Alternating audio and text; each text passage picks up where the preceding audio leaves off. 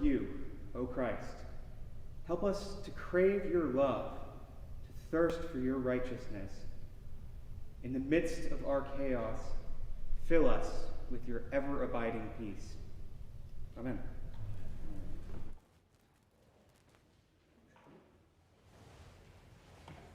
Good morning. Can't believe how good it feels to say that to real, live humans. It's really, really good to be here. And good morning to everyone watching at home as well. I want to let you know that we haven't forgotten about you. We're all really excited to see you again, too, when the time is right. I don't preach very often, but I realized the last time I actually preached was actually the last time we gathered in this room to worship, all the way back in March. It's real gracious of Father Tom to invite me back to the pulpit, since we had to close church for 4 months after my last sermon. All jokes aside, it's really hard to believe it's been 4 months. It was still Lent the last time we all gathered together in this space. It's pretty strange to look back on now. I think of all the plans that I had back at that time, all the stuff I was stressing out about. Any intentions I had to eat right and work out regularly, all gone in an instant. Over the span of just a few days, almost all the normalcy of our day-to-day lives disappeared. And here we are, all trying to slowly restore that sense of order to the chaos that's enveloped our lives. In that sense, I think this series we've started on Genesis is really well timed. In Genesis, we see a world that is plunged into chaos, a little bit like 2020, but on steroids. And we've been reading these stories about how God is trying to restore order to that broken world. And it begins in this unexpected small place with just a man and his barren wife, and God's promise to them that Abraham and Sarah would have a son. And through that son, God was going to establish a nation, order in the midst of chaos. We heard how Abraham was faithful to God and how God kept his promises with Abraham, giving him a son named Isaac. Last week, we heard how God gave Isaac a wife. Today, we meet the next generation, Isaac's twin sons. Now, one of the questions people tend to ask in the midst of chaos, who's in charge here? And that's the question hanging over our story this morning. With Isaac's sons, we see this tension from the beginning, like the very beginning. Now, the tradition is that the firstborn son inherits the authority as head of the family. And here we see the two twins literally wrestling for that power in the womb. Poor Rebecca. I can't fault Rebecca's exasperation here. Why do I live? But then the Lord tells her something unexpected. The elder shall serve the younger. God's going to turn the system on its head. As unusual as this is, it should feel a little familiar. We've seen this drama play out before. If we go back to Genesis 4, we see two brothers, Cain and Abel. And it's the younger brother, Abel, who gains favor over his older brother, Cain. God warns Cain that sin is like a beast. It's lurking at the door. Its desire is for you, but you must master it. Cain does not master it.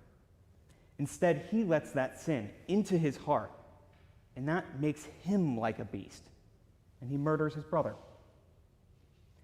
We see a similar dynamic play out with Abraham's sons. The second-born, Isaac, has favor over his oldest brother. And the firstborn, Ishmael, is described as a wild donkey, living at odds with his kin. So we have this pattern where the second-born gains the favor, and the firstborn are all living like beasts. We'll come back to that later. So Rebekah gives birth. Let's meet the twins. Our firstborn is a hairy dude. We're told he's just covered in red hair, and that's my aesthetic. So naturally, he gets named Hairy. That's what Esau means in Hebrew, hairy. Now, Esau is a hunter, a man of the field. You get the sense he's not a fan of this newfangled civilization business. You can probably guess he doesn't respond well to authority. He's a wild man. Now picture him in your head. Big, strong guy, roaming the fields, covered in hair from head to toe. Sounds a bit ridiculous, right? You're probably getting some Sasquatch vibes. You're kind of supposed to wonder, is this a man or is this a beast? You can hear it in the way he speaks. Look at verse 30. Let me eat that red stuff. It's even better, actually, in the Hebrew. It's something that's kind of hard to capture in translation. He says, let me eat this hadam hadam. Let me eat this red red. Hadam hadam. It kind of sounds like wolfing down food. In English, it would be a bit like saying, give me the om nom nom. So already, we see this pattern. That firstborn son is acting like an animal. The younger twin is Jacob. When he's born, he's still grasping Esau's heel from their wrestling. Now, wrestling will be a feature in Jacob's life. It'll actually come up again in our reading 3 weeks from now. Stay tuned. We're told that Jacob is quite different from his brother. He's quiet. Where Esau is a man of the field, Jacob is a man of the tents. Esau is stupid. But Jacob, he's clever. Because of Jacob's unique birth, his name in Hebrew means heel grabber. And this is actually a distinct reference back to the garden in Genesis 3, where God pronounces enmity between the serpent and mankind. He describes the serpent as striking the heel. For better and for worse, Jacob's life will be colored by a serpent-like craftiness and deception. But this reference really clues us in on Esau's fate. Remember that Adam was created to have authority over all the animals of the garden. But his fall comes when he allows an animal, the serpent, to have power over him. In the same way, Esau was born with the birthright of authority over his brother, but he's going to fail to live up to that authority. He's going to fall. It all starts in verse 29. Esau comes back from what we can only assume is an unsuccessful hunt. Give me that om nom. Just like Adam and Eve, Esau is tempted by food. Are you all familiar with the term hangry? It's that lovely combination of hunger and anger. It's something we've all experienced. It's so easy to be irrational when you're hungry. And here comes Esau, cranking the drama up to 11. Feed me, or I'm going to die. Do your kids ever sound like that? I know I do. There will be snacks after service, by the way, outside, right? We will have water and goldfish. So Jacob agrees, but on one condition. It's going to cost everything. Jacob sees Esau's weakness and essentially asks him, is it worth your birthright? Is it worth your dignity? Would you kneel down and worship this bowl of stew? And Esau is so subservient to his hunger that he ate, he drank, he rose, and he left, having just squandered everything. There's something we need to understand. Esau acts like he answers to nobody. The rules of civilization have no power over the man in the field, right? But in reality, Esau is a servant. He wants to believe he's in charge, but he can't even rule over his own hunger. And are we really so different?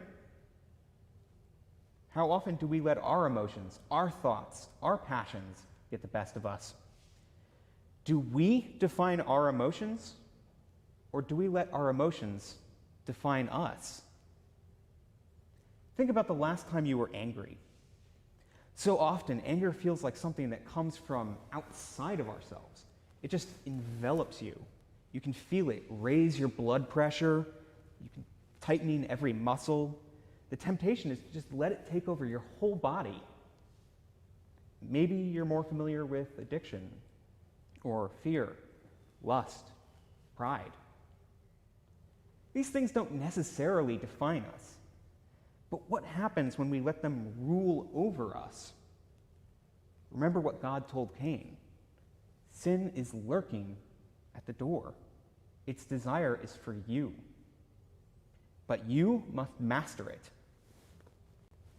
When we let sin control us, we become like Esau. God created us to rule. Sin would have our servitude. To God, we are made in his own image. To sin, we are nothing more than hairy beasts. C.S. Lewis described it this way. Hell begins with a grumbling mood, always complaining, always blaming others, but you're still distinct from it. You may even criticize it in yourself and wish you could stop.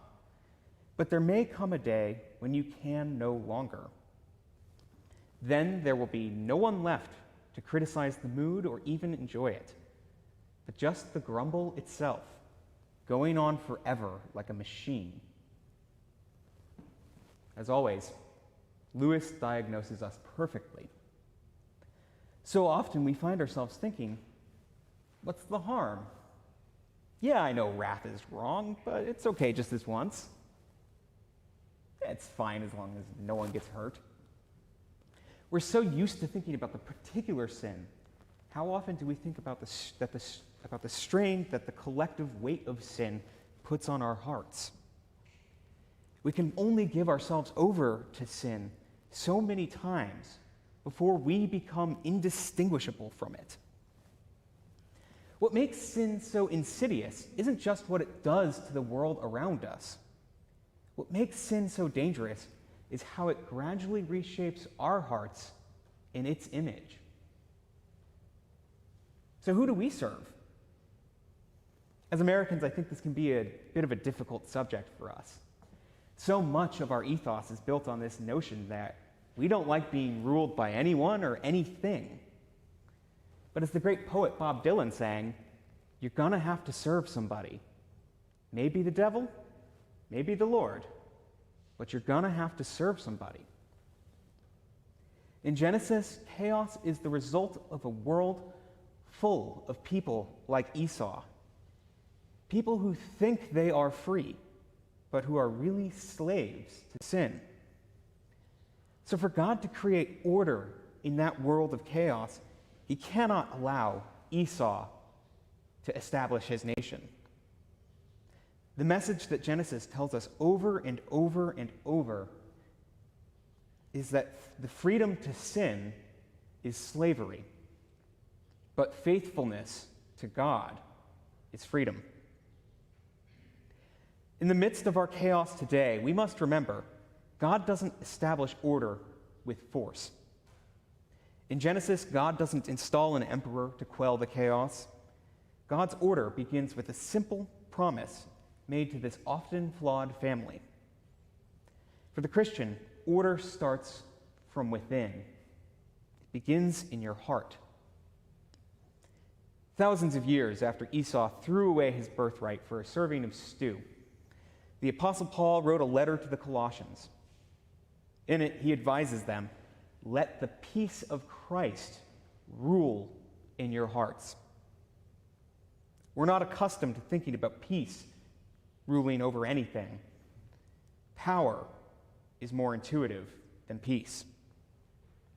But the peace of Christ isn't just the absence of sin. It's the heart so full of the love of Christ that there's simply no more room for stew. Amen.